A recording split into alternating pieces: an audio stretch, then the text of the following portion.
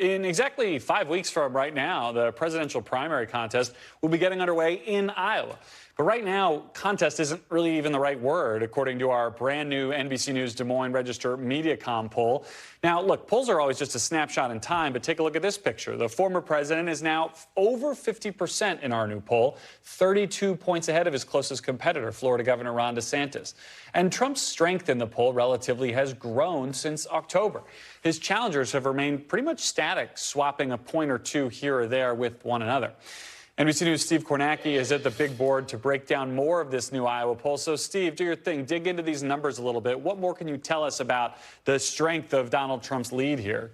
Yeah, I think, look, it's the size of the lead, as you mentioned, and it's the trend, picking up 8 points from where he was in our poll in October. And I think especially the context, because think of the last month or 6 weeks. Ron DeSantis is really going all out in Iowa. He wants to sort of use that as a slingshot to success later on. He got the endorsement of the governor. He got the endorsement of a top evangelical leader in the state. He got a lot of media attention in Iowa for completing a visit to all 99 counties. He had a Fox News one-on-one debate with Gavin Newsom, the Democratic governor of California.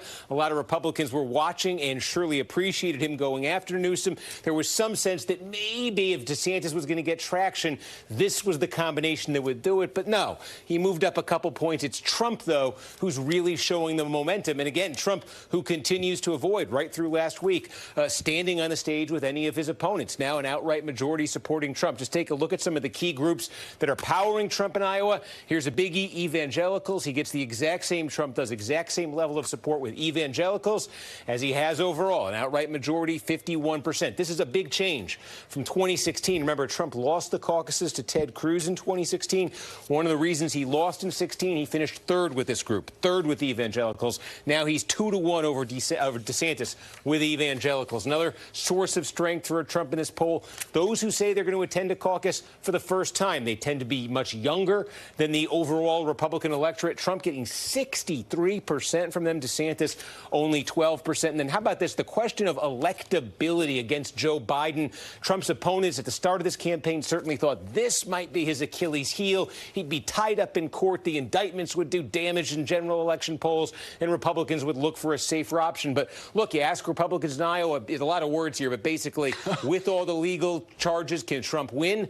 Basically, 3/4 say yes, only about a quarter say no. And this is a big number, and it's also 8 points higher than it was just back in October in our poll. So as this goes along, Trump is convincing more Republicans in Iowa that he can beat Joe Biden. We're going to talk more about the electability question with our panel here in a minute. But, Steve, I'm squinting at this graphic here. Is there any silver lining in this poll for the non-Trump candidates? I'm struggling to find it.